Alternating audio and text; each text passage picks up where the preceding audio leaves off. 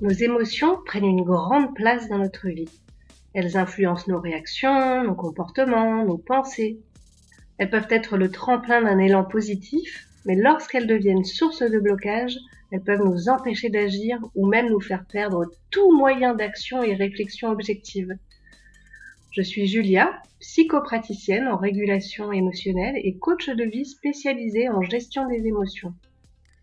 Vous avez pris l'habitude de vivre avec toutes ces émotions néfastes, mais aujourd'hui vous êtes à bout et vous souhaitez retrouver votre sérénité.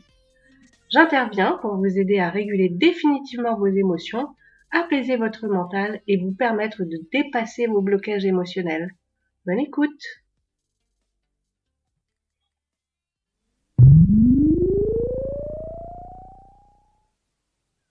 Des émotions, nous en vivons des centaines quotidiennement, à chaque instant de la journée. Notre corps est une machine bien faite. Il gère naturellement la majorité des émotions qu'il vit sans même que vous vous en rendiez compte. Cependant, il arrive que la machine se grippe. Dans ce cas, vous allez ressentir quelque chose de désagréable et votre mental va tenter de l'interpréter et de trouver une solution pour neutraliser cette situation inconfortable. Dans notre société, nous sommes peu habitués à nous préoccuper de l'émotionnel. Nous tentons d'y faire face avec l'aide de notre mental.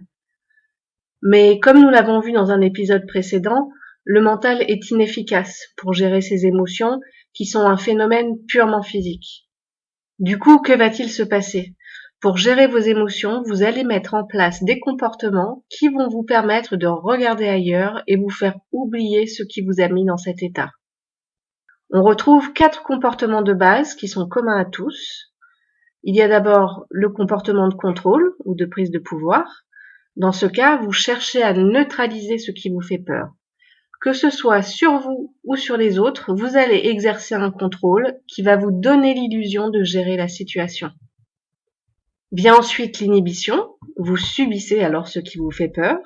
Dans certaines situations, vous allez perdre complètement ou partiellement vos moyens, de sorte que vous n'ayez pas à vivre l'émotion que vous êtes en train d'expérimenter. Le comportement de fuite, lui, va vous permettre d'éviter ce qui vous fait peur. Ainsi, vous n'aurez pas à faire face à la situation que vous êtes en train d'endurer. Le dernier comportement de base est l'agressivité. Vous cherchez inconsciemment à détruire ce qui vous fait peur. C'est pourquoi vous allez réagir agressivement à la situation et vous mettre en colère, voire violent envers vous-même ou les autres. Je reviendrai dans les prochains épisodes sur chaque comportement avec des exemples concrets de situations afin de mieux comprendre ces mécanismes.